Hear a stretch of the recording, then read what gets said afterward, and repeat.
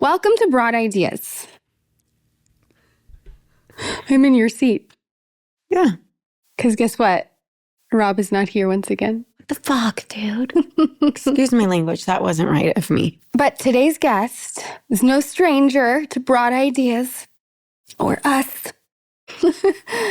Our very dear friend and creative collaborator and all the things, Nadine Crocker joins us again today for a very special reason and episode. Shall we continue?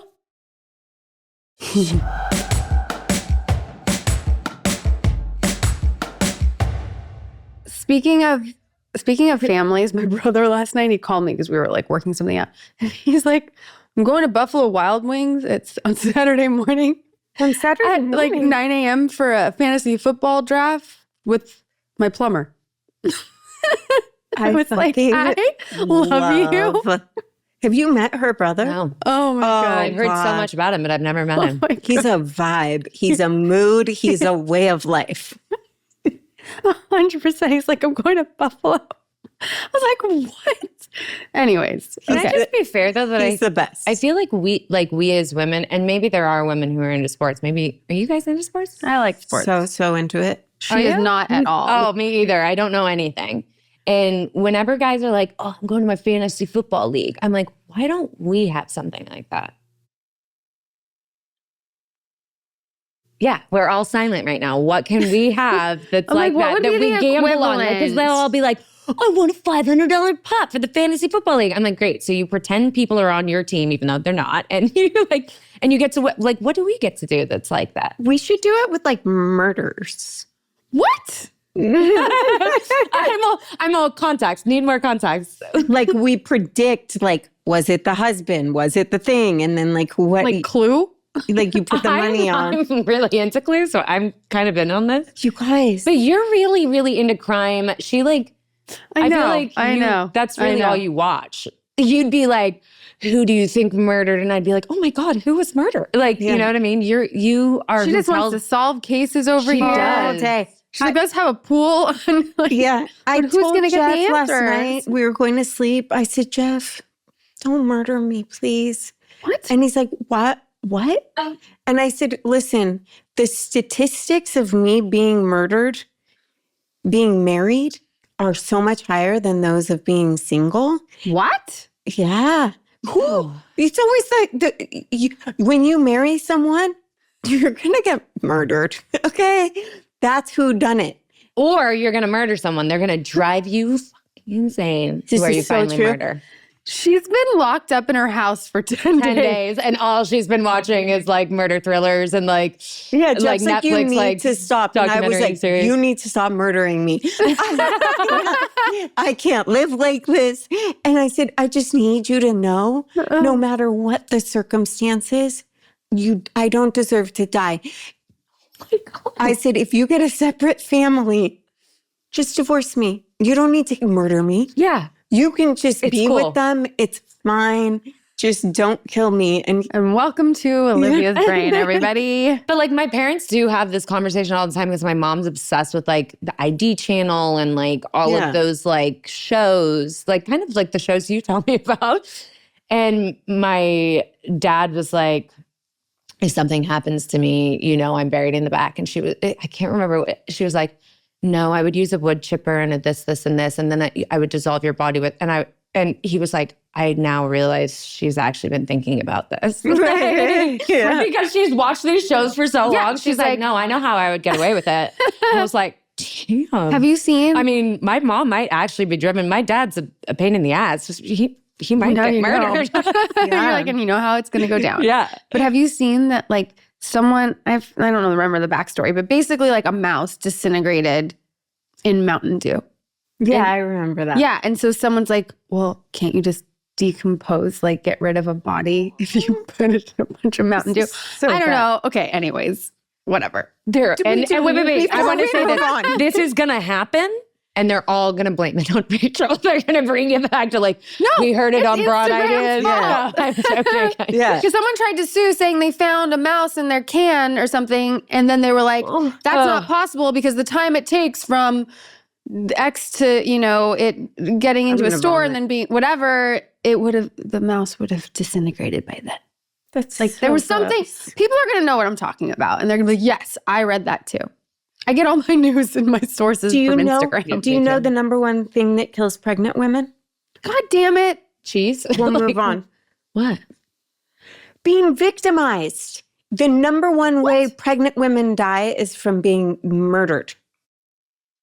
Are you kidding me? Number one. That's an actual statistic? A freaking statistic. Isn't that sick? What the fuck have you been watching? Lacy Peterson. Oh. So that happened like close to my hometown. Oh, yeah. And They were at Redwood my City sister, Court. yeah, and my sister has like, I kind of don't even want to say because like, but she's tied to someone who was a part of that, and like, like she, what? yeah, I'm like, do I say this up? But yeah, she knew the person who was dating him. Oh, she knew Ashley Fry. Is that her name? I thought it was Amber. Amber Fry? Yeah, Yeah, something like that. Yeah. You guys. Wow. We're doing our fantasy football league right now. See, this is what I'm saying. God.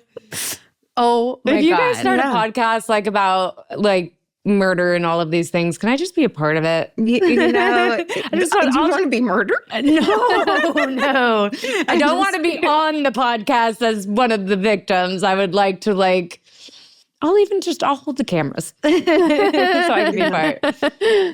I did cleanse my brain though, and I started the Dallas Cowboys documentary. Oh, I have that downloaded. Like I do this Psycho, and then I cleanse it with something like that's Golden fun. Girls, like you can of clean course you the have brain. to. Yeah, I did that with Briar. I finally showed like her. you'd have to watch 32 things to cleanse. You told me it takes 10 positive to take out a negative, so I need you to watch 10 Golden Girls episodes to cleanse that brain. fucking done. Easy. That's easy peasy. So I showed Briar Honey, I Shrunk the Kids for the first time. And I remember when I was little, like Auntie, like really affected me.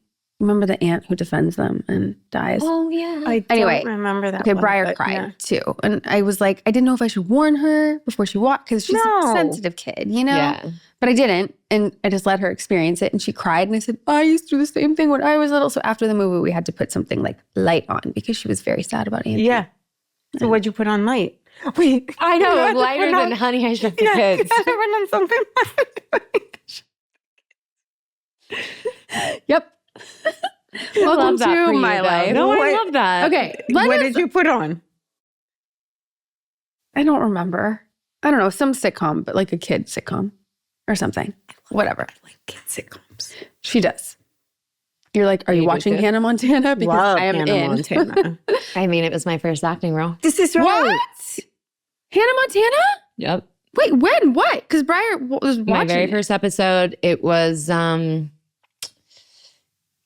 God, I used to know the episode name because I got residuals that always had it. I had one line. I didn't even have a name. It was Pretty Girl. It was like my first role. And I've told you this, Miley was the nicest human being to me. And I think it's like we both had tattoos and like the thing. And, and she really like took care of me. And when I came in, she was like, oh my God, you're so cute. Like, and she said, she goes, none of you guys, every time someone cute comes in here, they put them in pink and they put them in this and like they wash away their cool style. They were like, she was like, don't put her in pink or purple. And like, yeah, she was so sweet to me. Awesome. And we hung out all day on set and like gabbed. But the other thing that was like a weird coincidence is my father, and this kind of like leads us into a little bit about Continue, is that my father was a country singer in Nashville. That's why I was born in Nashville. And he had the same manager as Billy Ray Cyrus and Garth Brooks. No way. And so he was like supposed to be the next big pop after Billy Ray Cyrus and Achy Breaky Heart. And what ended up happening is my grandfather took his life. And so my dad gave up on his dreams. But, you know, I always felt like, you know, he always loved Billy Ray Cyrus and Garth Brooks and loved that connection. And I always knew about it. So I told Billy Ray when we were on set. And A, he was the nicest soul I've ever met. But B, he invited me and my dad and our whole family to his show that was that weekend in Las Vegas. And my family, we had like a wedding, or they had a wedding or something. And so they couldn't go, but we really tried to go. And he kept in contact trying to invite me to another show so his dad could come out. And like, so they were really kind to me. So I've always had this like sweet spot for like Hannah Montana and their whole family. Aww. Yeah, but I never knew that story. my one line was, back off, helmet hair. Oh, that sounds like a real good Hannah Montana line. Yep. Helmet hair. I was the one with the long hair on the show, the like young boy that was like her best friend or whatever the situation was on the show, was trying to hit on me in a mall. Yeah. That's really funny. And so I told him to kick rocks. Now, everywhere you go, I've witnessed it a million times. Yeah. Everybody's like, do you know who you remind me of? Miley Cyrus. Yeah, I get really? it all the time now. No way. I think it's because of my mullet. Like now it's more shaggy, but because I had the mullet and the shag and I'm covered in tattoos. But they were like, even your mannerisms, it's so funny. I really do get it everywhere now. It used to be Megan Fox every day of my life, and now it's Miley Cyrus. And I'm like, I will take both. They're so hot. Like, okay, that's cool. You offer up the other one too. They're like, do you remind me of Megan Fox? I'm like, you're like, and Miley Cyrus. And Miley, yeah. Well, when I dyed my hair pink, well, you know, when I did that like wash-in thing. Oh, yeah. And everyone at the mall was coming up and they're like, are you Megan Fox? And I'm like, if you have to ask me, I'm probably not. And I'm like, no, I'm not. But I'm not gonna lie that it felt kind of nice for a day. Like someone compared me to someone so hot. I'm like, I'll take it. Thank you. Well, yeah. And every time I watch Continue, and we'll get into that, I just think you are so Angelina Jolie. Like totally. Continue with your dark hair, and it's long, and it's just. Anyways, we're just going to talk for an hour about how striking you are. You know who Rachel always gets asked if she is? Happy ones, like, because some of the reviews have said that, and I was like, I'm done. I don't need to do a single other thing. Like, she's my muse growing up. Like, I wanted to be Angelina Jolie. I feel like everyone did, but so I'm like, holy shit. Yeah, thanks. Yeah, 100%. Who does Rachel get? Every time we go somewhere. What? Every time we go somewhere? Yeah, people will be like, you remind me of Rachel Bilson. I was just about to say, she gets you look like Rachel Bilson. And she'll be like, yeah, I get that. And I like want to give them something. I'm like, it's her. I'm like, oh, hold your phone. I'll take the picture. Try and make their day. And Rachel's like, hello. Whose team are you on? Anyways. Oh, is it making you uncomfortable? You know what? You go back in your little COVID cave. Hey, I'm just kidding. I missed you. Okay, so obviously you were here before, and we had so much to talk about then, but even more to talk about now, which is so exciting because Continue is coming out September 6th. September 6th. And I think we should just talk about it again and remind everybody, like, how it all came to be and your story and everything, because it's so inspiring. Oh. Did you give me a demure little smile? Oh, you got to be demure. What is that from? Sorry, side note. It's everywhere that everyone's like, it's demure. Like, oh my God, it's so good. What is like this TikToker. It's a TikTok thing. The name.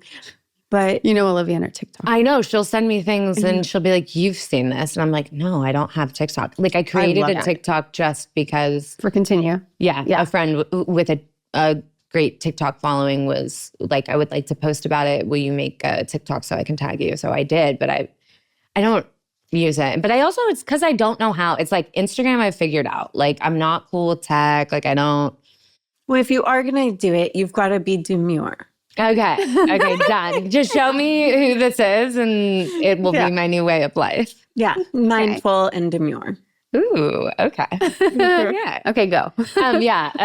So the way that Continue came about is because I have struggled with depression and suicidal ideation a lot of my life, but especially in my 20s, it was very, very prominent. And I attempted to end my life and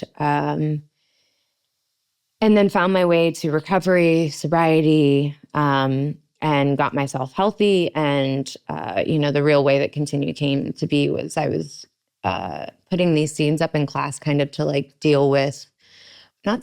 to work through some of the things from my past, some of that trauma. And the more that I would put these scenes up in class, people were really resonating and would come up afterwards and start telling me their stories and their struggles. And then they started to ask me to write scenes for them or to let them act in the scenes with me to kind of like talk through some of these things. And that's when I realized, A, how many of us out there feel that way or have had these struggles, and B, that the arts, that filmmaking, was a way to vocalize these things, to like put it out there and to let people feel seen. And in my opinion, hopefully start a conversation, because with mental health and, suicide, it is a very taboo subject and most people shy away from it.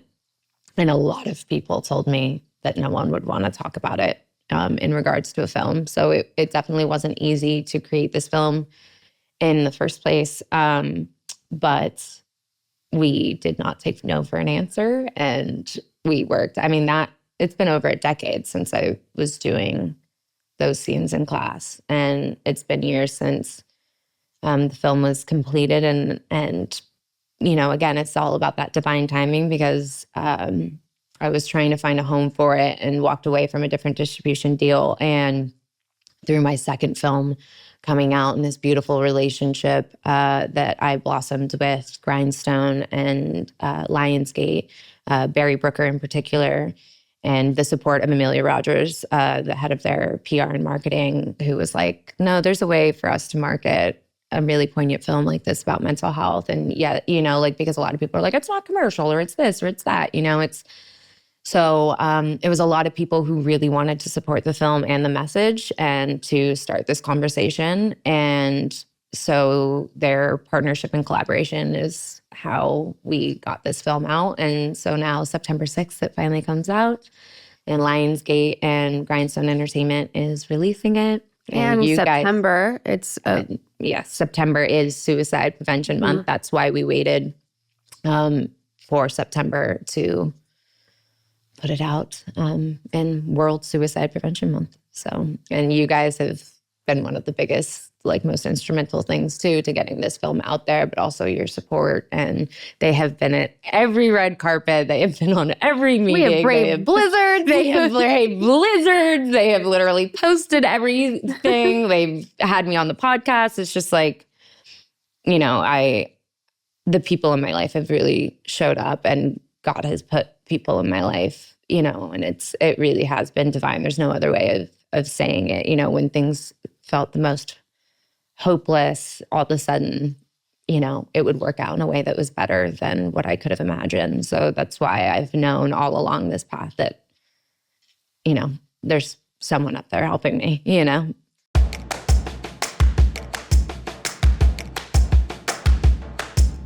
Support for Broad Ideas comes from Posh Peanut. Your kids grow fast, but that doesn't mean they have to outgrow their favorite items after only a few months.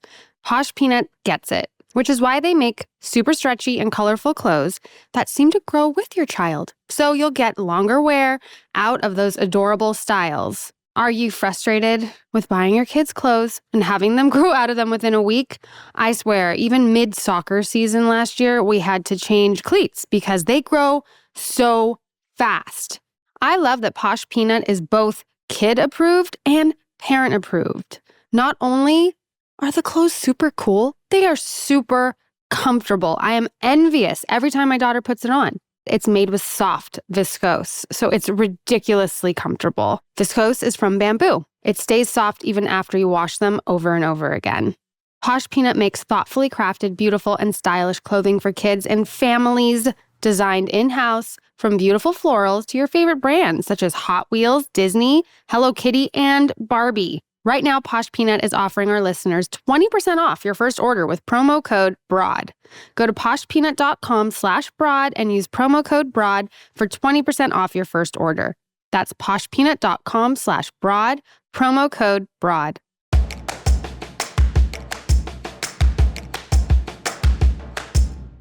So after the film was complete, so we, when you watch a film, you're going to get a better idea, but we get some sort of message from it, right? That we take away. Everyone's going to interpret it their own way, get their own message. But the biggest message is to continue. And so I would love to hear what you've done from that point, right? Not continuing after making the film, but what you went through personally. What does continuing look like for you today? What are the things that you have in place to make sure that you never go back to that place of wanting to end your life? Olivia Allen. No, like literally. Olivia, because I'm an OG, I've been working with you, and no, she doesn't take new clients. I'm really sorry that she doesn't, because she's fucking incredible. She's a mind ninja. But I have a lot of pieces in place for my mental health. It'll never be cured. That's the one thing I kind of always try and explain to people, because people will approach me and, ask what I did to fix it. And, and the truth is like, it's an ongoing process. I don't want to call it a battle, because I think every human being needs a process for strong mental health. Like whether you've had suicidal ideation or attempted to end your life, or, you just have kids and get overwhelmed, or like whatever the hell, life is hard, right? But for me in particular, like sobriety changed my life. I'm 9 years sober, and that is, I think, the most instrumental thing to my health, because every single attempt I made on my life was while intoxicated. And, what's really funny is like, if you talk to any of the people who were in my life at that time, they're like, you're not an alcoholic. You're the most fun. Like, you were the life of the party. And I'm like, until I wasn't, until I was home alone with all those feelings that now alcohol unleashed, essentially. And it is a depressant. A person who is severely suffering from depression should not use a depressant. That I will say, if you are looking for an answer right now and you're struggling, the number one answer is to be sober or not use substances, like not prescription drugs. I mean, like that, like if that is something you're prescribed and you need like, anxiety medication or antidepressants or whatever, that's not what I'm talking about. It's like, alcohol or other substances. For me, it's a life coach. It's a therapist to work through. Sometimes it's a psychiatrist for medications or just check-ins. I was having a really hard time, not too long ago. And that's how Continue On became about, because I was looking into a psychiatrist just to kind of like check in. I was kind of struggling. And I was like, maybe I need some extra help during this time, or maybe medication, or just to check in to see what, my doctor or a doctor says. And it was so expensive. It is astronomical in Los Angeles to go to someone really good. And most people don't take insurance. And so that's how Continue On came about. We wanted to help people in their time of struggle, but especially around youth. It made me realize, like, if I can't afford this as, a woman of a certain age, how on earth would I have afforded it when I was in my worst years, in my 20s, or even younger? Because if I'm honest, cutting and depression and all of that started really young for me. Junior high and continued through high school. And then by 23, it crumbled, So for me, it looks like a lot of different work. Exercise. Exercise is huge for me. I have to run, and I have to get endorphins going to keep me healthy. I feel like there's so many other things. Like I have a whole meditation. I mean, that changed my actual entire life, was meditating and being quiet, like getting quiet, because I have one of those minds that never shuts off. I'm a lucky lottery winner of anxiety and like panic. So like, I'll future trip, or I'll still think about something that happened 10 years ago that like that person doesn't even know I exist. And yet I'm still thinking about it. Or, so for me, it's like getting present and, quieting my mind. And then another thing you've really taught me too is like affirmations. And that sometimes really is just to silence my brain. I'm like, if I don't think this over and over or say this over and over, that spinning thought is going to be too loud. How do I quiet it down? So I'll repeat affirmations and like, quite frankly, whatever your belief is, whether you are atheist or not, I pray. Like that's it really, because it's like, it feels so out of my control in some of the heaviest times, or like times like now. I mean, Olivia and I just like, I'm going to be honest, we just had a session because you work for so many years for something, and like Continue has been my second child, and it has taken so much hard work to get it to finally come to the world. But that doesn't mean that instantly, like now it's almost like now I'm more afraid than I was when I didn't know when it was going to come out or how. Right. Like all of a sudden it's like, it's real. Out there. It's coming out to the world. This thing that you've believed in, that you've loved, like is going to be put out to other people to say their opinions. Like, and even more than that, like planning a premiere and doing this and doing that. And it's just like the press of this. And all of a sudden my fears are 10 times worse than they were like even when I made the film, you know? So it's like sometimes you don't know what it is that's going to trigger that like, or those fears, you know, like funny enough, Miley Cyrus said something when she was just winning an award that I started to cry like when I was hearing her say it. And she was like, legends still get scared. Like we're still terrified. Being a legend is still doing it even though you're terrified. And I was like, you know, because you're like, that's the truth. That's the only difference like between succeeding at your dreams and not, is that like we're all terrified. Like my first day of set, like directing, you know, Mel Gibson and Garrett Hedlund and all of these human beings, or Emily Deschanel and Leo and Shiloh and everyone on my film on Continue, like you tell everyone I can do it. And you believe with blind faith. And then the first day comes and you're like, fuck, can I do it? Like, here we go. And you do it anyways. And then you figure it out. And, you know, so like, that's the truth. I almost feel like when you're given the opportunity, it's like, it doesn't mean that those fears don't come up. It's just that you walk through them. And so I had to be like, Olivia, how do I walk through these right now? Because I'm scared, you know? What was your advice?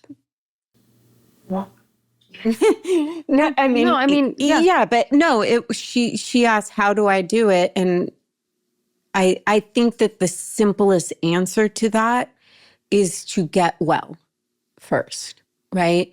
To make sure that you are in alignment so that you can properly deal with all of the fears that are coming up and get right-sized with them. Because the fears aren't true. They're not real. They don't matter. What matters is it's how you relate to the issue is the issue, right? And so let's use a premiere as an example. So if you're going to go do the premiere and all these people are like, you need X amount of celebrities and you need this and you need that. And that's real for them. They think that that's real, right? You can sit there and be worried about it and be like, what do I do? How do I do that? Failing. Right? Like, blah, blah, blah. Or you could pivot to the truth, which is, I've already made the film.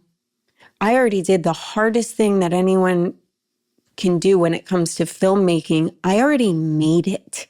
Finished it. Sold it.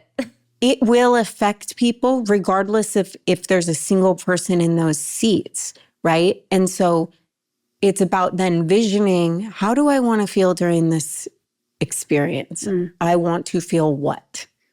Grounded, safe, inspired, seen, focusing on all those feelings and visualizing, oh, the people in the seats are going to take from this. It's going to move them inside of their heart. They're going to share it with people, right? So it's pivoting from a negative future fantasy to a positive future fantasy, because no matter what, if you're outside of this moment, you're in fantasy. So then that's what we focused on, is which fantasy do we want to feed? And you can't feed a positive fantasy when you're out of alignment. Well, also the next right indicated action was the other thing you told me too, which is like, which is like, all I can do is take the next step and take the next action. The result is completely out of my hands. And the problem that I have is that I think that all the results are my responsibility. Right. And if I don't do them or fix them, it's my fault or my failing or this, that, and the other. And I had told her, you know, and like, that's why I'm so glad we're talking about this too, is like, Anthony, my husband, was like, how does it feel? Like the day that I don't know why this made me so emotional, but the day that the press release came out and the trailer and the posters, something I had been working on for months with Lionsgate, dreaming of for years to have come to the world, like knowing it was already with Lionsgate and Grindstone, but not being able to say it till the act was, you know, and so he said, how does it feel? And I was like, I don't feel anything. All I feel is stress.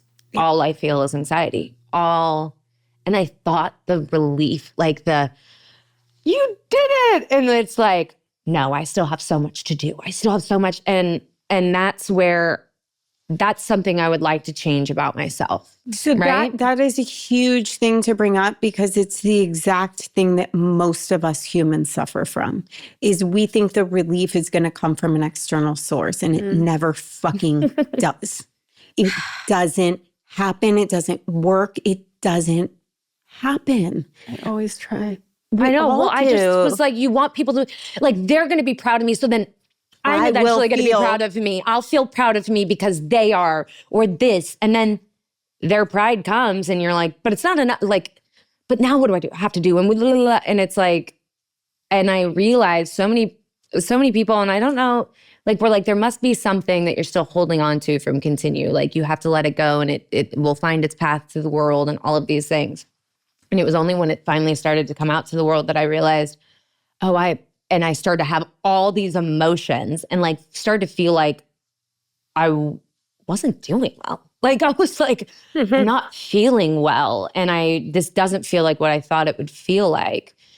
And that's when I realized you've also had this thing for, you know, if I'm being honest, nearly 6 years that was mine and that I always had to focus on in times of slow or times of this. And I had this mountain I had to climb and this adversity and like, and then I don't think I realized that like when you let that go to the world, like, what do you have now? What's next? What's next? Mm-hmm. What are you going to have to focus on? Yeah. Like, what are you, and I've always been like, I can't wait till it's finally, because I've always said making a film, especially with an independent film, is like being dropped in the middle of the ocean and given the hard drive and said, don't let it touch the water or it's fucking ruined. And you're just like treading water like, I can do this, right? And so I just kept being like, when it finally goes to the world, it's going to be like releasing balloons. It's going to feel like light and it's going to feel like, and I'm like waiting for that magical fantasy of like fairy dust blowing out of my asshole that I was expecting when Continue was coming out. And really I'm like, you know? Yeah, but I think it speaks to, you know, depression and all of these things because it's in anything. Like once the thing passes that either you're excited about or you're looking forward to or like whatever, once that's in the past or gone or done, you're like, oh, fuck, like what do I have to look for next? Right. Because it's like that forward thing. And, you know, and it happens with like the littlest things too. It, you know, and this is obviously huge. This has been your life. So I think all of those feelings are so understandable because some people are really mentally healthy. But yeah, good for them, man. I'm jealous. But like, no, but I just mean that, you know, it's always like the next thing, like the deflation, I think, of all of that. Consuming your life. Yeah, say that you feel it when you're on set, right? Like they always say it's the blues after a production ends or like whatever. Like you get it in any hit. Like it can be going to the festivals we do and like doing those things and then you go home and like that energy's over. It's like you get little dips all the time when your creative thing like ends. I think for me, it's been like one of the most important things I've done in my life is making this film. It's one of the things that I'm the most proud of, you know, like because they say if your life can, someone said to me, with like the meaning of life, like just your life period, not take away creative anything. If your one life made someone else's experience on this planet better just by your existence, then your life has already had purpose. And So like, I look at this, you know, the way that it's brought people into my life, the way that I've seen it help people, the way that I've been able to speak with people and share with people. It's like, I am the most proud of anything in my life, you know, outside of my family, my son, and is this film. And it's terrifying to care about something so deeply, you know, like to be so proud. It's like, it's a scary thing because now you put it out. It almost felt safer because it was like, well, it's like my little secret that like these people get to see, but it's never been out. And when it goes out, like there's a chance people won't like it and they will, or, you know, and it's like this deep part of yourself that you're scared will get rejected. But the truth is like, that's fucking art. Like you can't make it for that. And I keep trying to Rick Rubin myself. I've been listening to his book every fucking day, being like, stop it, you know? Well, that's what I was going to ask you is I think that one of the most dangerous things about any sort of creation, whether it's art, whether it's, you know, a book, whatever it is how much of your identity do you then have tied to it? And what do you make it mean to you on how it's received? And how do you deal with that? Because that's the part that I think takes so many people down, not just in this business, but in any endeavor where they're putting their heart and soul out there is, can it ever just be for that? Or is their identity wrapped up in it? And what do you make it mean if it's well received, but isn't an Academy Award winning film? Or, you know, like, how do you walk that line of this does not define me? Yes, I made this film. However, it's only your first film. It's my first film. My second one's already out, but like it was my first film. And can I say something that also like, this will probably be the only place I admit this and say this out loud. But I had this realization because of my husband. He's a really smart fucking guy. Like, he said, because I said, you know, there's things I'd change about Continue, I think now, because I'm a better writer. I'm and different things. And he said, Nadine, you're 10 years older than the little girl or than the young woman who started the journey of writing this film. And October 28th, you will be 6 years older than the young woman who started principal photography on Continue. Of course, there's things you change.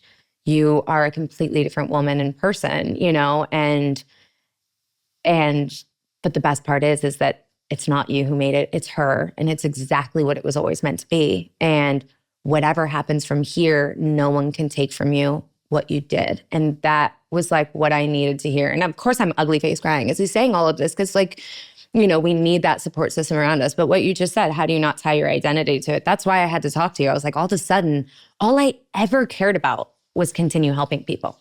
I just wanted, I always said, if it saved one life, then all of this was worth it. You know, and I do believe it will do that. And I do know it will help people. But all of a sudden, as it's coming out to the world and you have press teams and you have marketing and you have this and you have that and reviews and things, and they're starting to talk about it. And I'm on 2 calls a week with these, you know, with my teams and with all of this stuff leading up to the release. And then all of a sudden, all that other stuff is really important too. And all of a sudden, I start to look at that and forget about the initial whole reason. Like, it's not that I forget about it, but now I'm worried about that too.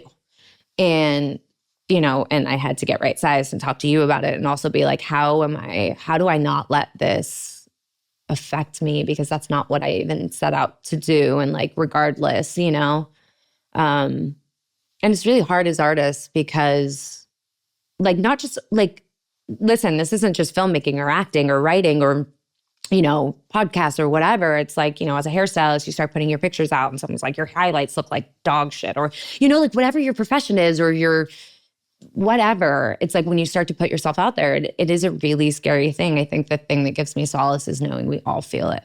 Mm-hmm. It's kind of like how I feel, what I say about like mental health or, you know, suicidal ideation. If you're in that place, it's like there's so many people out there that feel that same exact way. And so that's what I keep trying to remind myself of too, is like, I'm not the first filmmaker who feels like they're about to die. It's like so tired, you know, and I'm like, I'm not the first person to feel this. And, and I guess that's why, like, while we were talking here with the two people who make me feel the most seen and safe in the world, I wanted to talk about the real truth behind it, is that Continue is something so special and something that I hope helps so many people.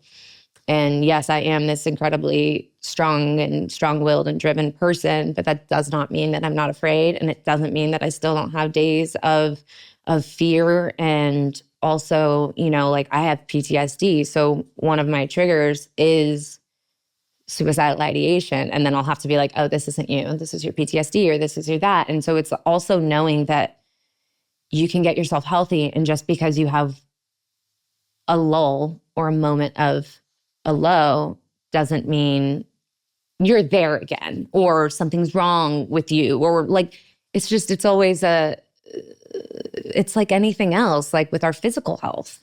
Like sometimes you get sick, or sometimes something sets you back, or you get tired, or whatever else it is, or you have a lot of stress on your plate. When I was going over with Olivia, all the things, I'm like, I'm a mom to a child with autism. He's starting a brand new school. We just moved. We're 2 weeks out from a move. I have a premiere coming up. I have a release of a movie coming up. I'm doing press. I'm putting myself. It's a lot for anyone, and I think that the thing we need to remember is to be kind to ourselves. It's normal. Everything always happens at once, though, It's just how it works. Shitstorms. Like, yeah. Even if they're positive, they're all, and it's just thinking life is just always how it goes. But it's not, look, it's, on one hand, it's like, okay, you have a movie and it's coming out, and some people are like, oh my God, like, you're so lucky. Like, where's the gratitude? But like, it's all there, But it's like, humans are human. Yeah. And I think it's just that baseline, like, understanding that no matter what you have in life or what's going on in life, like, everybody's human. And there's so much that goes along with it. Yeah. One of the things that I think of is when I first got sober, this man said, I've told you this before. This man said to this guy, I want you to hit your knees and pray every day out loud to God. And the guy goes, well, if there really is a God, why do I have to pray out loud? Can't he hear me in my thoughts? And the guy goes, no, you fucking idiot. You're not praying to God for God to hear you. You're praying to God out loud so you can hear every day that you're not God. And I was like, whoa. Like, that is everything. It's that reminder that there is, and that's just my belief system, that there is something greater than us having to do it all alone. And sometimes I think even in the positive, it can feel overwhelming, and you're feeling like you have to do all of this stuff on your own. And it's like, that's when you need to hear every day that you're not God, and that there is something bigger at play. And there's only so much one person can do. Yeah. Yeah. And we can't really affect outside of our control. You know what I mean? You can do about. Yeah, you said to me yesterday is like the results is completely out of, like, that's not up to you. And that's not your job. It's relinquishing control, which is so hard. Especially like for you, that's been in control of everything with the movie and, all life. Of it. And life. And life. But it's also realizing, that was something I said to Olivia too, is like, we also create a story when it's been our identity for long enough. Like, yes, I was alone for a really long time. And yes, I had to do a lot of things for myself and to care for myself and pick myself back up and then to create this film and da-da-da-da-da. So when I get overwhelmed, I often go back to like, I'm alone and I'm la. And it's like, it's also interesting to learn and see now as a healthier woman, like you're like, oh, here comes the story. Oh, here's you have no one to lean on. You have no, and it's like, it's just so not accurate, which is why I immediately take contrary action of like, text Rachel, text Olivia, talk to my husband, like speak it out loud or pray or meditate, or, I've been like kind of meditating ridiculously over the last week too, is like, and what you said too, it's like, it's never that I'm not in gratitude. Like I ugly face cry with gratitude. It's just also that the two things can be true. You can be 100% grateful for something that happened and also 100% terrified falling of it. apart. Yeah, like, it's like, it's no different than when you go into your next production. Like you know, for me as a filmmaker, it's like you can't wait for this opportunity to work with these people, and you can't wait for this opportunity to make this film that you're so passionate about and all of these different things. It doesn't mean that production doesn't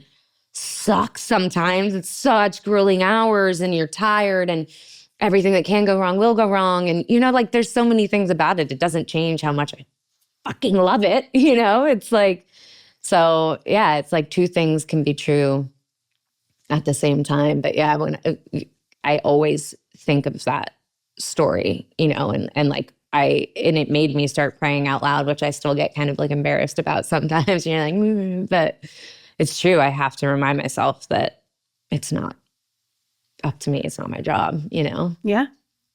Yeah. I think most people need to remind themselves, right, that we don't have to do everything on our own. And also, one of the things that you pointed out that I think is really important, you may have called it shitstorms. That's just how I look at things in life. So I think that is a sign of healing, is that you can become the witness of your shitstorms, right? And you don't have to go into high alert and be like, there's a fucking tornado. You can watch it as an observer. And that to me is the biggest sign of growth, is you can see the storm, you can identify the storm, but you don't have to tether to it anymore. You can let it pass. You can go, ooh, I see, that's a big one. I told Rachel this morning, because I had COVID for 10 days, and I have something I believe is called cytokine sickness. Here she goes. What's the term that Jeff says that you Hypochondriac. think you know? No. Ultra crespitarian. Oh, there we go. Yeah. Cytokine sickness is a real thing when you have a heavy like viral load, that it'll cause inflammation, and that can cause depression because you have inflammation in your brain. Something like that. Yeah. Right? Mm-hmm. So I was like, my brain feels off from being sick. And Rachel's like, oh no, you okay? And I was like, I am, because I know what it is. I don't have to now be like, I'm morbidly depressed. Right. But I can see and feel it, witness it, and be like, okay, I see that. That makes sense. The circumstances make sense to feel off, right? Yeah. As opposed to in the past, it used to be then I now identify I am depressed versus I'm feeling a bit of depression. Those are two different things. Well, that's what I said to you on the call. I was like, I feel depressed, and like, but I know that it's not that. Like, you know what I mean? Like, I know that that's like my normal reaction to this feeling that I don't know what to do with. And like, so being able to do that, old me would have been like, here we go. Like, That's we're right. depressed, you know? Mm-hmm. Yeah. And it's like that evolution of seeing that growth of like, that we don't have to tether to it, and how we handle it is different also than I would have before. Because the way I would have previously, like, you can attest to this. I text you every time I'm not doing well, or like I'm like need to work through something and have like someone. I need her perspective from an outside to know whether I'm like, you know. And the old me would have absolutely texted no one to prove the story. I am alone. Right. There is nowhere I can go. No one cares. Like, no one's knocking at my door seeing what's wrong with me. Yeah. Why did no one text me and ask me if I'm okay? Like, I'm not okay. Like, they should know I'm not okay. Right. If we're deeply connected, you know, or whatever. That's like huge growth. Yeah. You know what else I find really funny is that, like, if we feel, Is there anything funny in this? A lot of things. wait for it. The thing I find funny is that, okay, you feel a feeling of depression. Like I said to you, oh, my brain feels off, right? And in the past, I'd be like, I'm depressed. I'm going there. Like you said, like, that's it. We're going down. But imagine if we did that with joy. Like, imagine for a second if we're like, oh, I just felt really good for a minute. I am fucking happy. You guys, I am happy. This is it. I'm going all the way with it. Like, that would never happen. No. Isn't why? that weird? Don't we? Why is that? You know? Like, ooh, I felt a minute of joy. That, you know what that means? I'm fucking happy. I'm going on the roller coaster of joy. You know? Crazy. You know, Crazy. it's such an interesting thing. And like, so my family, we always say this thing, like, because we were visiting with, like, Hayden's grandmother is 98 years old, okay? And her saying that we all go by, because we all heard it once, was, she goes, if you want to be happy, be happy. And it's like, I love it. that's the mentality. Like, be happy. Yes, Grandma Rose, you are right. You know, like, She's actually right. she's actually right. Yeah. Yeah, that's it. Yeah. If you want to be happy, be happy. Like, she's just like so simple. But then again, like even right now, like my insides, like I'm like crying inside. Like I just have this feeling. Like I woke up yesterday from like a vivid dream and I automatically woke up just feeling like I could cry. Like I'm going to start crying right now. You know, like there's just these things that kind of feel out of your control. And like I have Briar and like we get up and I do the things, but like my insides, it's just heavy. Like right now, it's so heavy inside. Like I feel like I could just cry. And not being in control of those emotions and feelings is the most disorienting. And like, okay, yeah, just be happy. Like I would, and I can put on any kind of facade and I can. But that's putting on a facade. It doesn't mean we have the control of our happiness to be happy. Right. And, you know, and we're like teaching these young people that we're raising, you know, how to regulate their emotions. And we have so many more tools now and in helpful ways to guide them. And I did as a kid because my mom was like, you know, ahead of the curve, so to speak, or people were doing it, but whatever. It's just, as an adult, kind of coming into these emotions and not knowing how to really handle them or control them because you can't. So it's like, what do you do?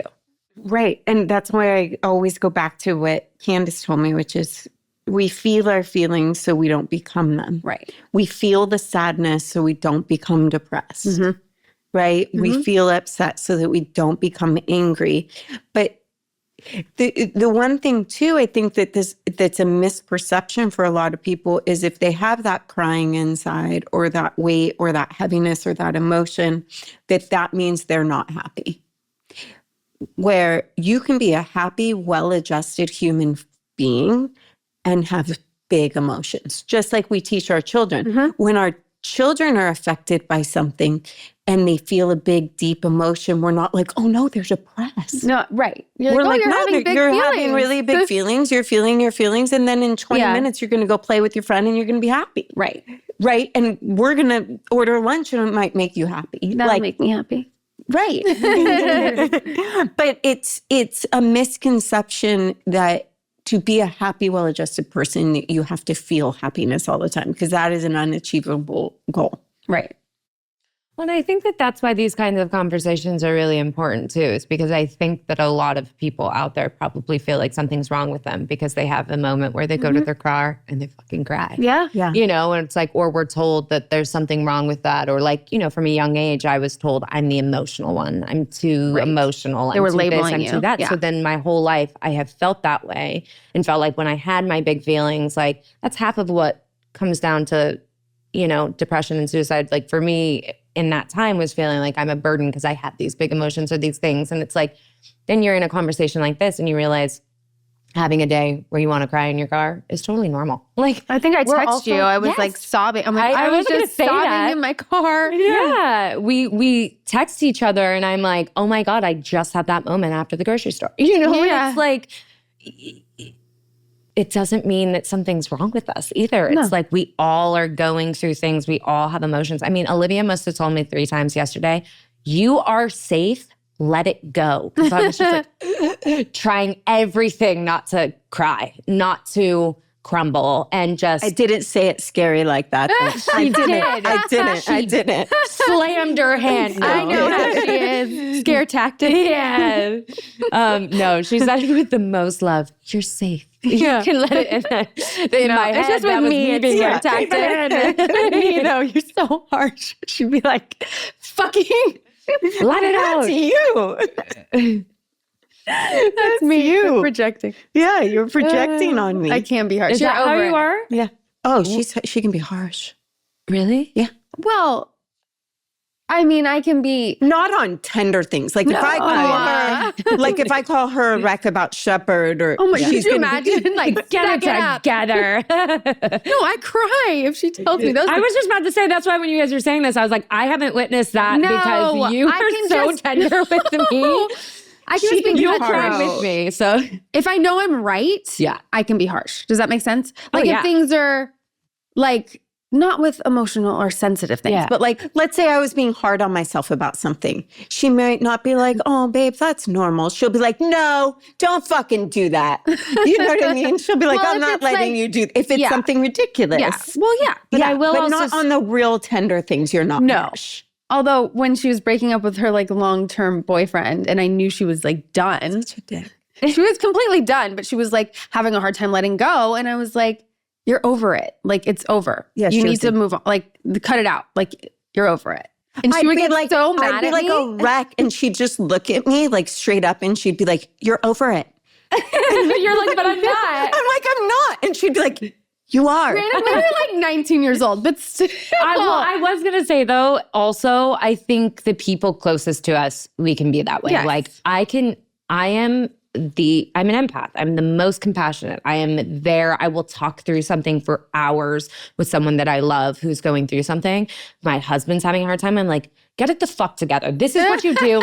You're going to do this. You're going to send this email. You're going to da-da-da-da. I'm like, that's my world's best advice. I just told you exactly how to get out of this. Now get over it. Yeah. You know? Like, I could be maybe a little nicer to him. He talks me through. So, you know, but it's like, we can be that way because we want our person to be strong and we want them to like get past it or, you know, like we can just be that way with our closest humans to us too. And when we know we're right. You wouldn't say that to someone that wasn't your closest human. No. You'll tell her like, get the fuck over it. Yeah. I've also seen her tell you, get the fuck over it. Oh yeah. And she gives me the hardest time in certain areas with certain people. Wink, that wink. was way too loud of a laugh, but yes. Yeah, wink, wink, nudge, nudge. I give you a firm time. She puts me in firm time. Yeah, go over there in firm time. No, but like we have a friend who's with someone I will never approve of and I will not budge. And I am so harsh about it and will not budge on it. Refuse. Nothing's going to happen to change my mind. That's me. Yeah, so she gets a little bit like that where I'll be like, well, I just, you know. She tries to be more like accepting and finding like ways to, you know. Yeah. But there's certain things that are hard no's. That's true. For you. Well, they are for you too. Wait. See, and here I am as like the mediator. I'm like, wait. I've also seen you have a hard motherfucking no to her different things too. Oh, for sure. That we don't approve of. I have hard no's. She has hard no's. Well, but like again, I think your closest let me pick up the fucking phone. I will tell you that much right now. As to where I'm like, well, if your inside's safe, I know you're like follow your heart. I'm like, she's like, fuck no, that's a no for me. Like da da da. But I just feel like okay, well, maybe you should. I can boot camp. I'm swayed too easily. I can boot camp well when it comes to that stuff. She's a boundary motherfucker. Yeah.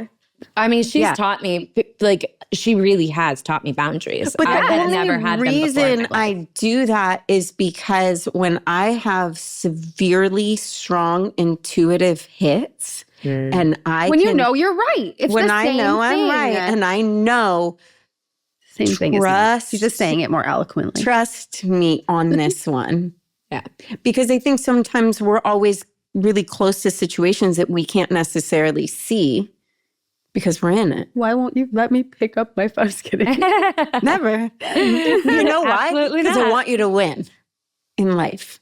And I know some tactics to get you to win. But that's the other thing that's also really hard, right? And this just goes back to reality is it's really hard for people in general. I'm not going to make this about gender. People in general to see themselves. But it's also really hard for women to see themselves truthfully. And as friends, like, we see you so clearly. Right. So anything that I don't think deserves your energy or attention outside of that, I'm like, fuck that. Why? You're the best. And I'm like, let me tell you why, you know? And it's like, again, that's why I think we also need friends like that. I was That- just that saying, we do all not- need human beings don't who will keep condone us. our shit. Because Right. we all have shit. We and don't I'll be need like, just a yes friend. no. No. A real friend isn't just a yes friend. Yeah. No. I'll go to there's also different friendships. I'll go to you when I feel like I just need to like talk it out, even though like I don't want to be told I'm wrong yet. And I don't want to be told I'm this, but I just want to talk about how I'm feeling. Yeah, and have we'll support sit with in it and we'll it. talk about how we're feeling and we'll go back and forth. And then I go to her when I'm ready to face my shit and know the truth of what I need to get my shit together. And both Officer friendships. Olivia over here. No, but both Reporting friendships are for duty. fucking vital. They are. 100%. Absolutely. I know there's certain things I'm like, if I tell her, I'm gonna have to fucking face some shit and deal with it. And it's annoying. Yeah, but you do it. I do it. I always do it. Yeah. Oh, yeah. Yeah. always do Well, it. and that's the truth. I know, That's I'm like, Going I'm towards the annoying. fear or going in the fucking ring or going through the fire or whatever it is. Like you have to do it to come out on the other side to, I believe, live your most, fulfilled, authentic, whatever you want to call it, life.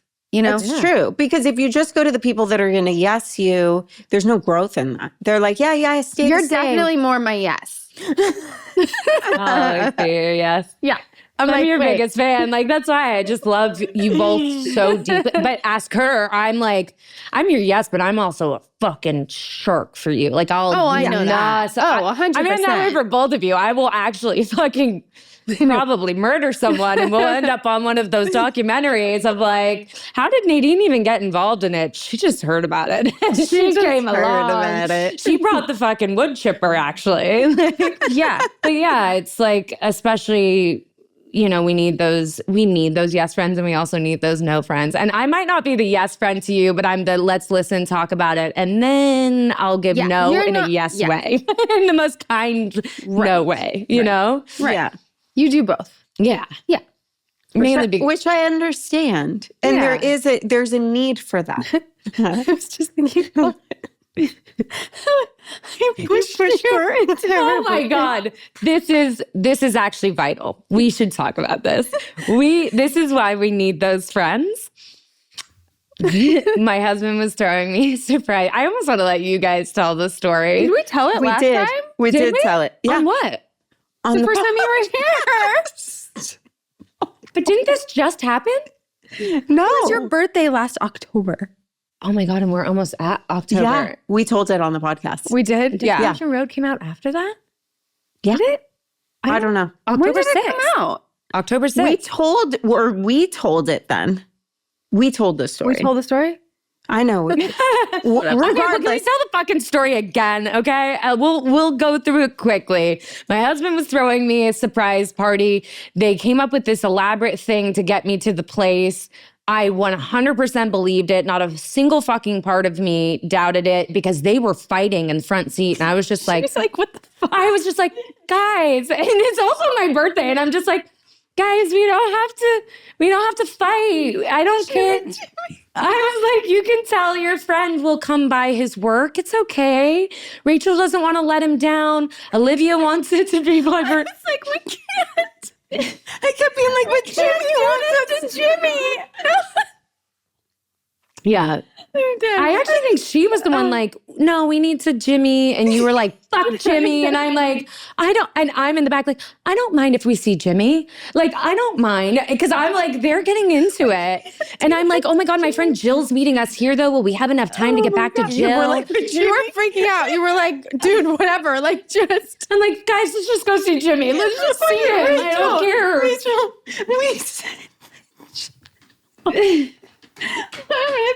I'm gonna pee. The way we tricked you into going is we said our friend Jimmy Worked at a bar. Worked at a restaurant nearby. give us free Also, free mocktails. You're like, he's giving us juice. He's giving us essentially juice. So they. We're like, we can't. Well, Jimmy's waiting for us and he's going to give us free. He told us he'd hook us up, like da da da. And mind you, then we get to the place. Okay, guys, we get to the place, dying. and it's a location I filmed and continue. So I go, what the fuck? I go, I've been here. Jimmy works here? What are the odds? I filmed here up in the upstairs. It's called the Sherman. I'm like, this place, I go, you guys don't want to go here. This place isn't you guys. I'm like, no. And You're like, yeah, you're like, no, this is I was like, not no, the this is a vibe. hard You're no. like, I am dressed up. I look like I'm in like a tiny little thing. Like, no. But Jimmy's there with And you know what I said? I was like, it's like the Saddle Ranch of Sherman Oaks. Like, it's like a wood bar. Like, I'm in like a tiny little dress. So I'm just trying to keep the peace and fucking go see Jimmy so they don't duke it out on my birthday. And mind you, the guy's like, I don't know if the bartender at the bar goes, I don't know, Jimmy, but is he at the private party out there? And then so I'm like, I'm not going into someone's private party to find fucking Jimmy. And so I see there's people on the patio, and me and fucking Rachel are like standing in the hallway. Olivia walks in and goes, Jimmy? And walks into this patio. And I'm like, I am not walking into someone's party yelling for Jimmy. I'm just not doing it. And then I look inside and I go, I know that person.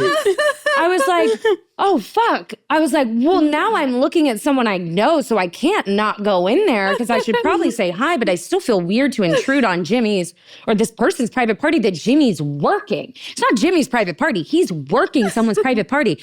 So I'm like looking in, I'm like, no. And Rachel just goes, and shoves me in. And I'm like, no. And I look through the door and I'm like, I see my family, Garrett Hedlund, who's one of my dear friends, like all these people I know, my husband, my kid. And I'm like, oh my fucking God, is this party for me?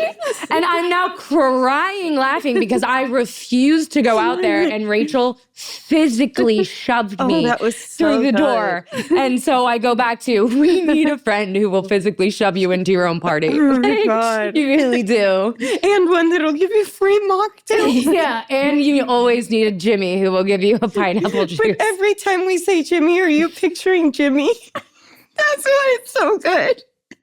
Do you guys have an actual friend, Jimmy? Yes. Well, that's what I figured. So I'm like, he felt real. I could imagine him. I think you need to meet him. I You need to meet Jimmy. him.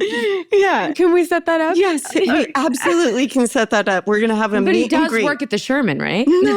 I'm fucking joking. Oh my God. I'm like sweating laughing right now. I needed that. Oh my God. So badly.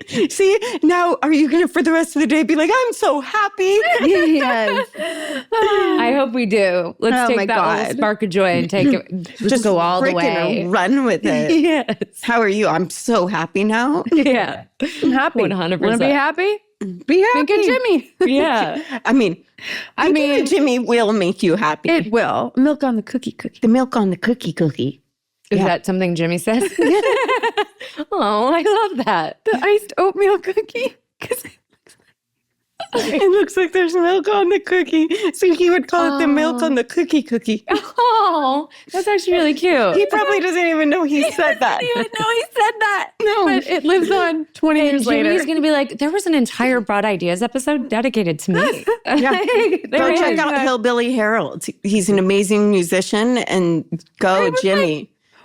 She sent me actually the other day a picture of her and Jimmy. Yeah, I didn't send it to you. I posted it.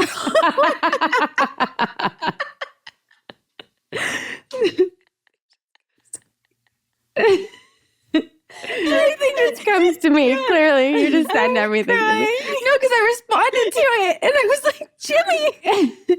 And then I was like, wait, is Oh my that God. Jimmy? Because it said Hillbilly Harold. That's his music. I That's didn't his know. music. Okay, you guys.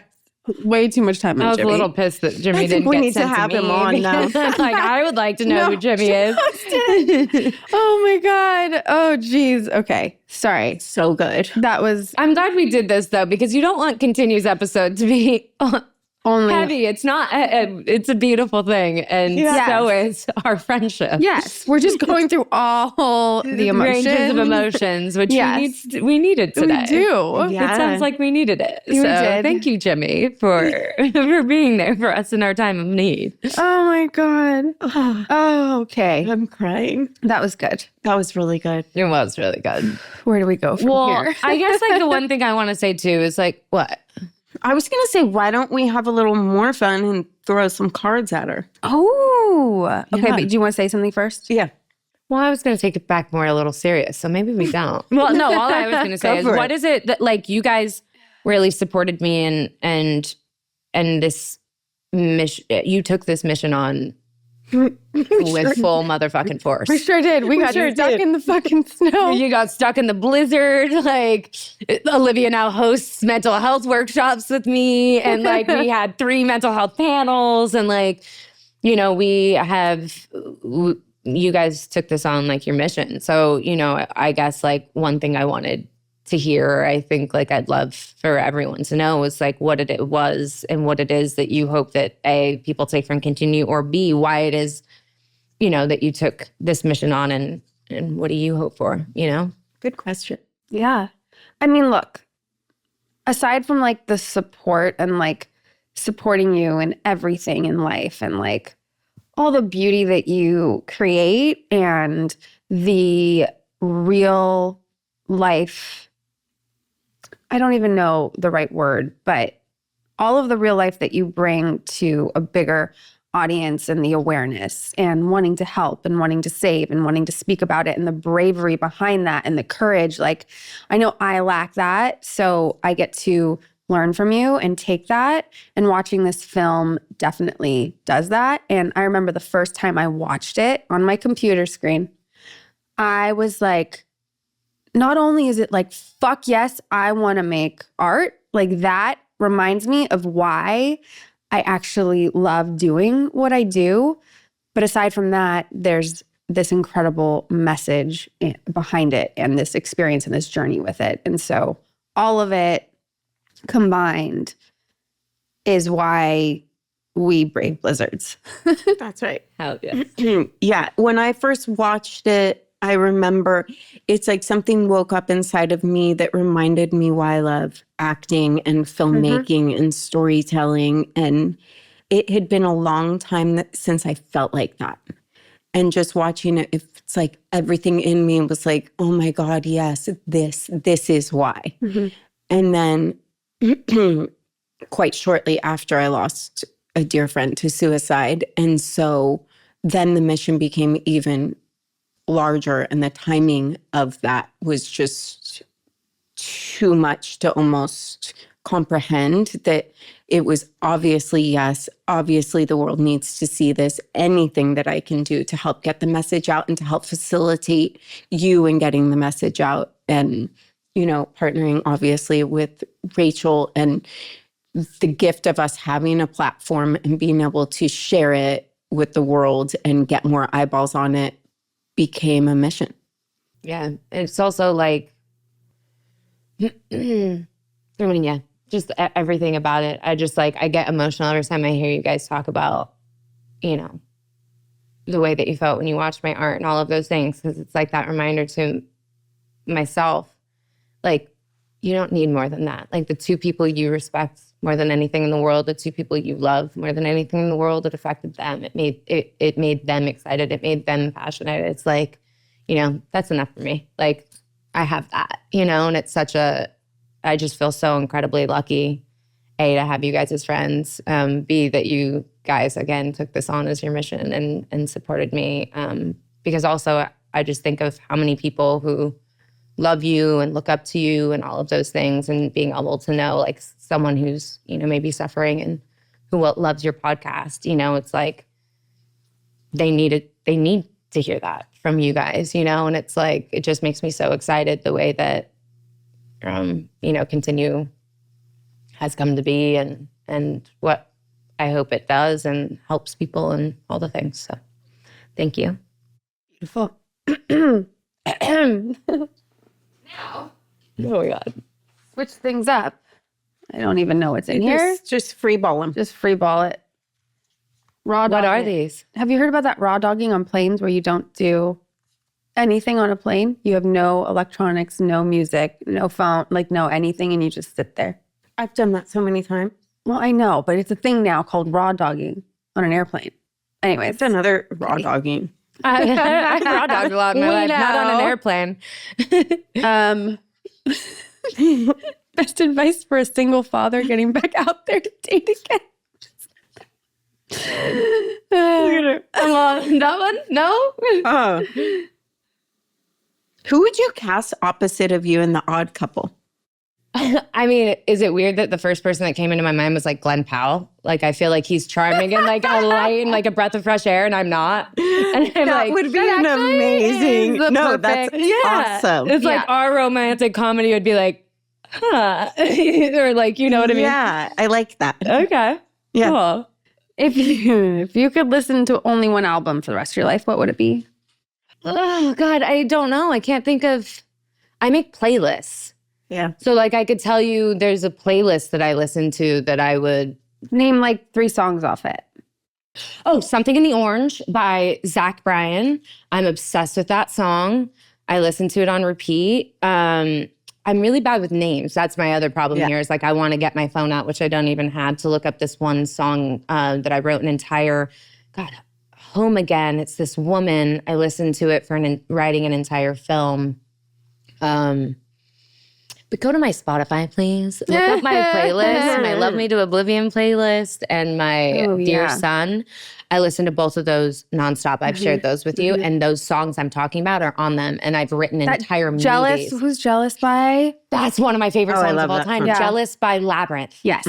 I listen to that song on repeat. I mean, you know, it's even on my Amber Run is a band I'm obsessed with. They have a song.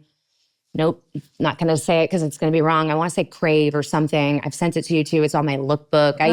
When I write a film, I have music written into the script. I love Mitski, My Love, Mine All Mine. That's another one of my favorites. So it's not an album. It's just like I have playlists I listen to on a repeat. That works. What is your weirdest role play fantasy? Have them. I don't know. Role play fantasy. I feel like you play them out in what you write. I do. You're right. I write them into films and I make other people do them when they're like a fantasy because I love writing like really erotic scenes and different stuff like that. I once had it. Olivia has good ones. Okay, go. I had a dream that I lost my virginity to John Goodman. And I was so devastated because he hooked up with someone else afterwards.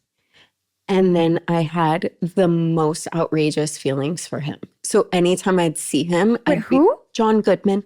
Oh, yeah, I know this story. The love and fantasy I had for him was so weird. I thought we were talking about like sexual with our spouse because I'm like, I have a weird one with that, but my husband even knows about it. Like, you know, my ideas come to me in my dreams. Yes. And I'll write entire films leading up to, and like one of my scripts I wrote in 4 days after a dream, and it was like a fever love dream. And then the next one I wrote in 5 days, which was Red String Theory, and so like I have this like imaginary love with Paul Mescal, who doesn't know I exist, but like because my dreams were so fucking real and we were so in love and this entire story blossomed, like we're in love. Like even my husband is like, if you and Paul ever, like I'll understand. Yeah. It's all imaginary, but it is hard sometimes with your dreams or to whatever. Shake it. To shake this fantasy. Right. Dude, I still look at John different, you know? I mean, it's understandable. I love John Goodman. Who doesn't? Tell us about your worst one-night stand. Oh. I'm my 20s. Have you ever had a proper one-night stand? Yes. Yeah. Like, yeah. You know, I've had a few. I just don't think, you said the worst one. Yeah. I just don't think there's anything. Not worst. You could do whatever, best or most memorable, a story, whatever. She's like, I don't remember any of them. They all look exactly the same. I was hammered. I was charming. He was charming. I woke up and was like, what the fuck? And I left quickly. And like we never wrote each other, text each other again. Wait, what? You didn't have to go to Kinko's with one in the morning in your walk of shame outfit? Did you go to Kinko's? I did. I'm like, wait, that happened? Is it a movie? He made me go to Kinko's with him. Kinko's when Kinko's existed, by the way. You had to like go print shit. And You I had had to a go one-night with him in stand? my heels. To Kinko's? Why did you go with him Kinko's. and not just go home? This was not the time of Uber. This was, you got to get a ride home if you didn't drive. I have Kinko's. one that's pretty bad, but that just came to mind now that you talked about it, but it kind of makes me physically ill to think about. But it wasn't that the event was that traumatic. It's that the event was someone I actually couldn't stand. Like, I thought this person was a douchebag, and he was so rude to me, which means obviously I liked him. And don't even really understand how we ended up like hooking up or whatever. And then it publicly came out, not that. And I didn't even give my number. We literally never spoke again. I was like, what was that? But obviously alcohol involved. Then it came out like later that he was a bad dude and like did some bad stuff. Oh, and really? It was like murder? Did he murder? no, but I was like, if are I we say in it, theme? I Like, don't think anyone will be able to connect the dots, but it came out that he like got in trouble for like child pornography. Oh. oh, shit. Oh. And it was real gross. And it was real. And like he got like caught and like real red-handed. And I was like, you fucking hated him. And for some reason, and he treated you like dog shit. And then for some reason that sparked like a passionate whatever the hell happened.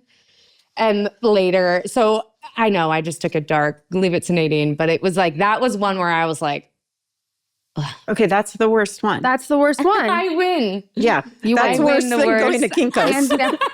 You're like, I'll go to Kinko's any day over child pornography. Yeah. Oh my God. Yeah. I know. Ooh. That's crazy. I know. It was definitely Ugh. one of my. Well, we're one of going to those have to ones. end now so she can tell us who it was. Exactly. I know, I'm yeah, we gonna have to tell end you. on that. Which is You so. can't end Oh, on wait, that. Not no, end no, on we that. can't end on that. Don't end on No, child sorry. I take pornography. that back. No, I just didn't. I'm speechless. Yeah, I know. I thought of it too, and you could see my face slowly washing as she talked about Kinko's. I'm like, I know the answer to this. Are you brave enough to say it? Has your husband ever tasted your breast milk? Oh, I don't think so. Oh, really? I do find that surprising. Yeah. Maybe by accident or something, but like, or maybe he did try it to like understand when I was breastfeeding and all of that stuff. One thing I'll never be able to forget. Can I say something about you? Oh, sure. Well, when I was like, we don't really like, because Anthony's really squirmy if I talk about periods. Remember we said this and we're like, whatever. And you were like, can I say that? You can say whatever You you were want. like, Jeff might as well cut my blood at this point. We talk about my flow and like all of that. Cut my blood. Cup. Oh, I thought you said cut. And I was like, I don't understand. Oh, yeah. I said Jeff basically cups it for me. Yeah, you're like, Yeah. there's nothing we don't talk about when it comes to like, Yeah. that and all of that. What can you say at the dinner table that you can also say in bed? Eat it. There you go. There you go. Yeah. There you go. You answered it. Yeah. You're not putting too much thought into it. No one answers the same. I feel like that would be such an easy one that everyone would answer the same, and they don't. Isn't that interesting? What are some other good answers you've gotten from that? More, please. Oh, yeah. Mashed potatoes and gravy. Give me your gravy. Are you done? Oh my Yeah. God. Like, just- Pour some gravy on me. Yeah. More porridge, please. Porridge. Lisa, can I have some more? Yeah. Oh my God. Most embarrassing thing that's happened to you during sex? Anything come to mind? I don't know that I can actually give that answer. I'm like physically blushing. I don't like, you guys are such open books about stuff like that too. I know. I mean, like, okay, fine, I'll just say, like, What? you know, you come really hard or you squirt. That was really embarrassing. Oh. Oh. I don't feel just like got that's embarrassing. But I feel like But there are certain women that can do I've it. never And done so that. I haven't. I think there's certain women that can and certain women that can't. I think. Really? Maybe I'm I wrong. feel like we all There's have the like a ability. It's just like, how open are They you can to that? do it. I think Anyone can do it? Maybe anyone can do I think it. that there's. Is it? I think it's a physical. I feel like we need to look it spot up they and get can- facts. It's like a Isn't it release. pee? Yeah, it's pee. Is it? Yeah, It didn't look like pee. that's what they say. But then what? It looks like So you know what I there's mean? like this whole thing. Who was it? I was just watching a comedian, and they were like, "What else could it be? There's no other body of." Well, do you know the water." other thing they tell you is when someone's like, so when I've experienced it is like someone's going down on you and you've already come once and I'm about to come again and you feel that sensation like you have to pee. They said that's the sensation you get also right before you come. So most women, because they think they're going to piss themselves, but it's actually the feeling that leads to, and this could be totally wrong. Someone like a have no gynecologist idea. writes in, they're like, you are full of shit. That's actually not true. But like someone told me that once. So I stopped being afraid, especially with my husband. Like if I feel that sensation, I'm just like, all right, well, let's see what happens. All I right, guess. put your goggles on. And it did lead to that eventually. Oh, wow. Oh, okay. Yeah. It was a very weird sensation though. I've never had it. It kind of scared, like I was like, what's happening? Yeah, Yeah. there she blows. There she blows. Okay. Continue is out September 6th. Okay. It's important to be able to laugh. It is. Like, okay, and here's the truth about Please. continue Please. about filmmaking all of the things. The thing that I think is important also is laughter and feeling the safety to laugh. Also, when we're talking about really heavy things, that's I think why our friendship is also beautiful because we have the wide spectrum of conversations and we can start so heavy and somehow end up at squirting. And that is the truth. So go see Continue September 6th. Bring a friend that afterwards you can talk about it and then switch the subject and ask yourselves these questions we just asked. Yes. And I guarantee you will be laughing by the end of it. It is a very important film, and we really hope that everyone connects with it, and that if you are struggling, that you know that your life matters. And we made this film for you, and I hope you all enjoy it. Yes. Yes. September 6th. And also, please share if you connect with the film. If you go and see it, it'll be in limited theaters and on demand on the same day. So you can rent it on Apple, iTunes, anywhere where you can rent films, Amazon. And if you connect with the film, just please share it. That's how little indies have a life, and that's how we'll get this message out there.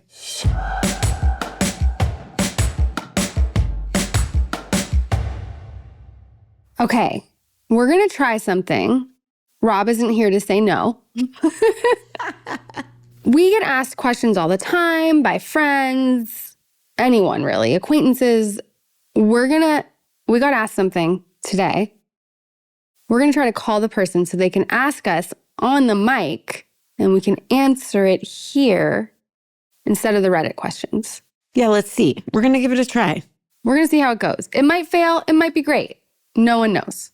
We are going to call our friend Jennifer Vega.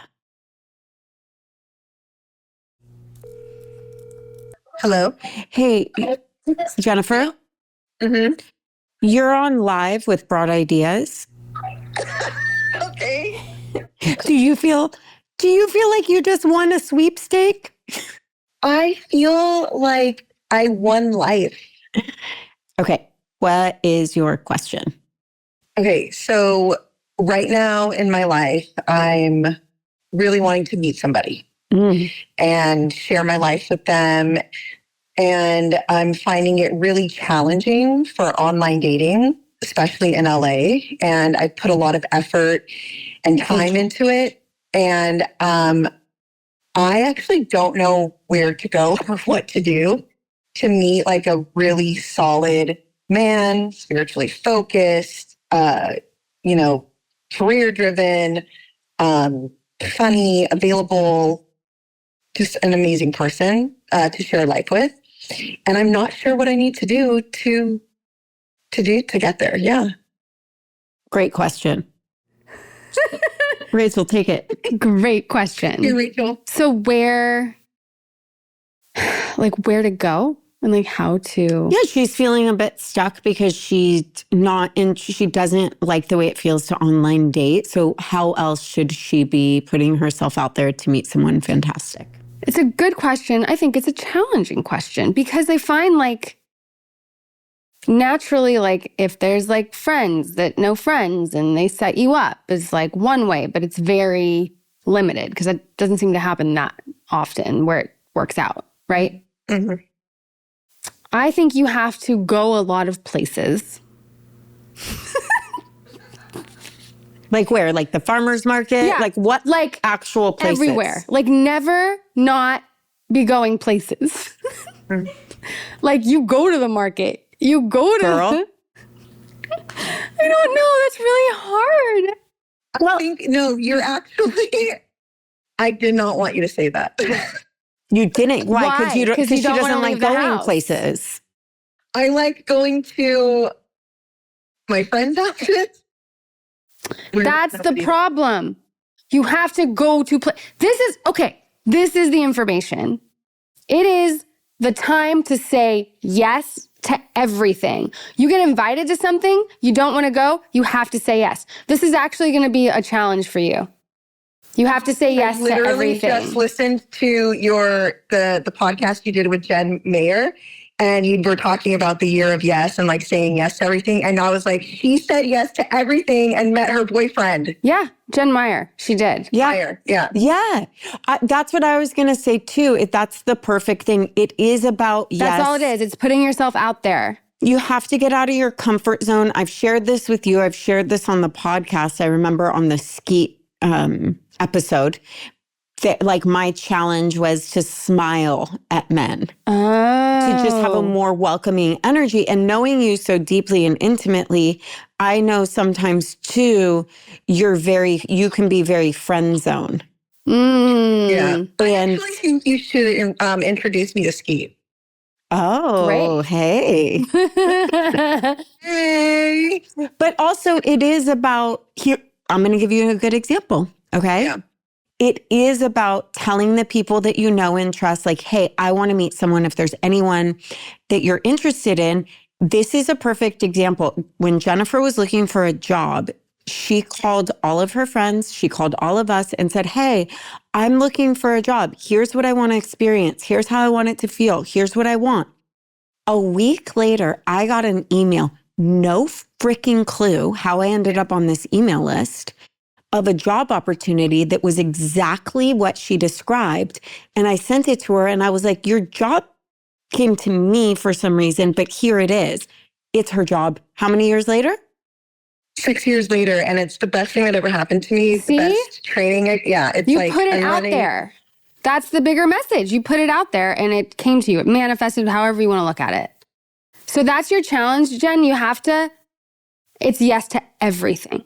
I will say too, I know you want to go out, work out with this new trainer that has his own personal gym at his house. And I've been trying to get her to go to my brother. I'm like, you're an idiot. You should be coming to my brother. Yeah. And she's like, I don't want to drive 15 minutes to the gym. I want to go to so-and-so's garage. You ain't going to meet anyone in his garage. Yep. See? But if you go to the gym, 15 minutes. It's not, I don't want your listeners to think I don't want to drive 15 minutes because I actually don't want to drive 15 minutes. But, you know, it is in the morning a little far for me, but I want to work out with your brother. oh, okay, I understand. But here's the point thing. is you need to be in a gym, not someone's garage. So you Correct. can meet people. You have to like open yourself up to meeting different people and going places. And also, let me tell you a secret.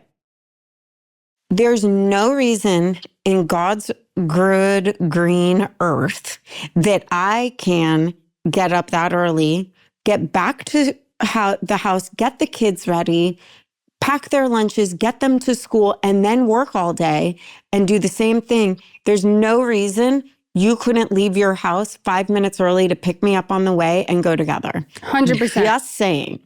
No excuse, woman. I love you so much, and I'm not going to the gym at 5 a.m. That is, I know myself so well, and that is setting myself up for failure. I will fair. go to the gym at 7. Also, let's go to John and Vinny's and look cute and be my wing person. I will, because they just I'm a opened in really Studio good wing City. person. You won't leave the fucking house. I'm telling her all these things and I don't leave the house. Yeah. Yeah, but she knows what she knows the recipe. And I know the recipe. That's the recipe. So I'm going to be yes to everything. Yep. Yeah. Let's watch. We're going to check back in. How long should we give? A month? 30 days. Yeah. In a month. Okay. I'm setting a reminder on my phone. Yeah, it's like what August Shonda 30th. Rhimes did. September 30th. I'm setting a reminder. Okay. Hey guys, peep her Instagram. What's your Instagram? Vegatronic. That's right, Vegatronic. The funniest, most alive, brilliant woman that would be the most outstanding partner. So, yeah, give her a calling this gander. Uncle Jennifer. Give me a gander. Listen, I'll see you out on the streets, people. Oh, yeah. That's You right. got to go to the gym, to the farmer's market, the grocery store, any sort of gathering that people are just yes. All yes. Yes. Invite me to all the things. Yes. Done. And I'll be a yes. I keep inviting you everywhere. Yeah. Why haven't you gone? Yeah. Where have you invited me to your house, which I love going to? Yeah, but also the gym. That's where the men are. There's lots of guys there. We're checking in At a 5 month. o'clock in the morning? Yeah, I went today at 10. You can come on Fridays with me at 9 a.m. or 10. I could do 9 a.m. on a Friday for sure. Sick. Done. The place was I'm your packed witness. with men. I love it.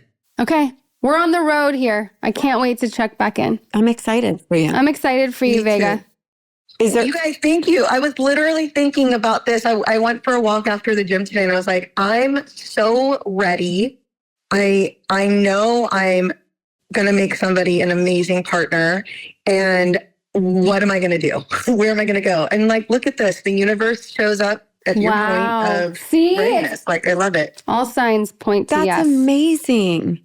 Yeah, spirit meets you at your point of action. When you're ready and you take any sort of action, even though it's a garage gym, you went to the gym, you took action I sure did. to get your body ready for your man. Listen, I'm up in the gym working on my fitness. Okay, Great. That means love. We love you. We love you so much. I mean, I love you. Well, yeah. You and your future partner love us. Yes, me and my future partner love you so much. And he's really a great guy. I can't wait for you to meet him. So exciting. Fantastic. Can't wait. Okay. Love Okay, you. Bye. Bye. Yeah. There you go. I'm excited to see what happens for her. I think we gave her good orderly direction. I do too. I feel good about it. Do you? I do. She could also like slide into some DMs if she just like wants to be ballsy, Ooh. True. right? The thing about Jennifer, and this isn't a secret, I tell her this all the time, is she's so particular. And I'm like, Be open. God doesn't give with two hands. You're going to I have will to tell make some you. trades. I will tell you, for me, Yeah. like top of my list is not maybe what, I don't even want to say you would expect, but funny. Like if you make me laugh. Everyone would have expected money. I said funny. I'm joking. Because I'm funny. You are funny. That's Um, why you're my best friend. But that's the thing about Jennifer is she's so funny. Like Yeah. if she could be with the funny, she'll be like, oh, he's got a weird right, left tooth, you know? And you're just like, no. No. Mm-mm. Yeah. You got to be open You have to be open in general. to experiencing something outside of your comfort zone. 100%. I think we just told her what to do, and I feel good about it. Do you? Yeah, I do. You know what I don't feel good about? I had 2 fillings today, and my face really hurt. And I had a crown yesterday. I know. We're so in sync. So in sync. What were you going to say? We should do an in sync dance. Ba, ba, ba. How do you feel about guys and girls being friends? What do you mean? I think it's great. Great. How would you feel? No, this is a question for you because I'm not married. Like, so if Jeff has female friends, He does. but that he like hangs out with, like I'm going to Taekwondo with so-and-so. Yeah. So he I guess one of his training partners in Taekwondo is a female. Okay. And you assume this because their name is... Cindy? I don't know. But you know it's a girl. Yeah, it's a girl. It's a training partner. I don't care. Jeff has female friends. Yeah. And when we first got together, I remember I would get bothered. Here's what bothered me. I would get bothered that he would have sleepovers with them because they wouldn't live in the same town.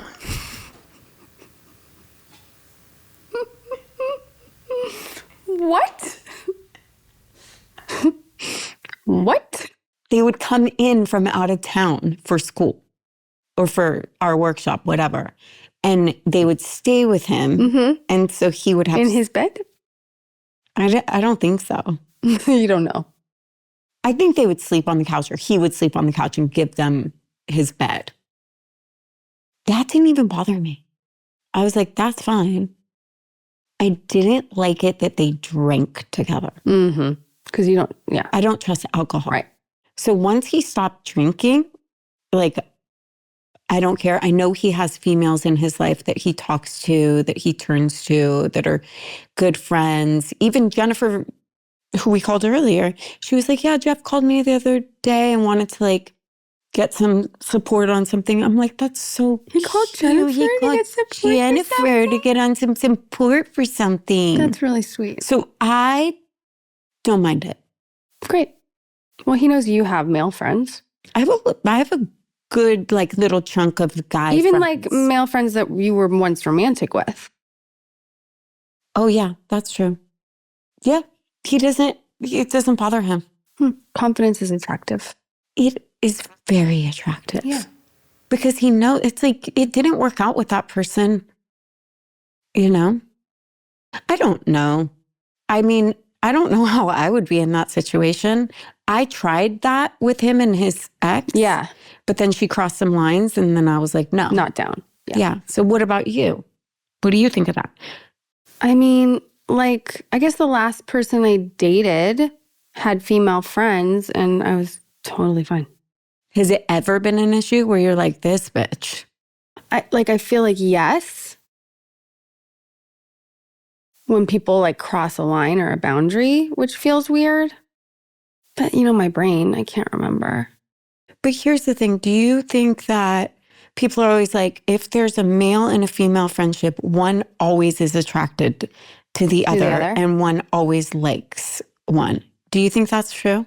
I think there's circumstances where that's not true. I agree. But I really do. I really do. Yeah. I can tell if someone's into me. Right. Right? And I know. All your guy friends are into you. I know I only hang out with guys that are into me. No, they're not. You know, like they're just not. And I'm not. And I don't know. I think you and Born off are like a perfect example. It's literally brother and sister. Yeah. I have that, don't I? With who? Josh. 100%. 100%. There you go. See? Yep. Same exact thing. Yeah. It's like literal little family. You're like... Family. Mm-hmm. Yep. Good job. I know. I found one. You found one. We can leave it at that. Because most of the other ones, I'm like, no, he wants to fuck you.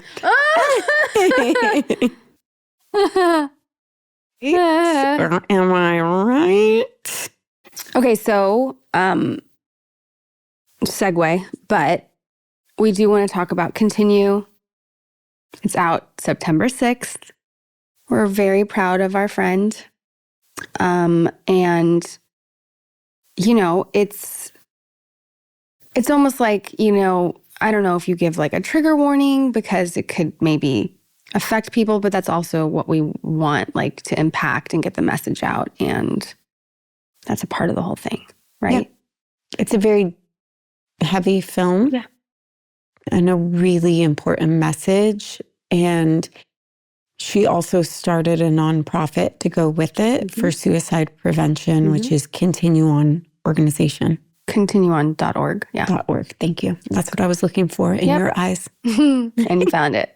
I found it in your eyes. Check it out. Check out the film. Thanks for listening. And let us know if you liked us taking a call. and leave your number in our DMs and maybe we'll give you a call. Yeah, if you have a question you want us to ask, but maybe ask the question in the DMs. If you have a question you want us to ask or that they answer. want to ask. Okay. Is that what I said? Whatever. Okay, bye.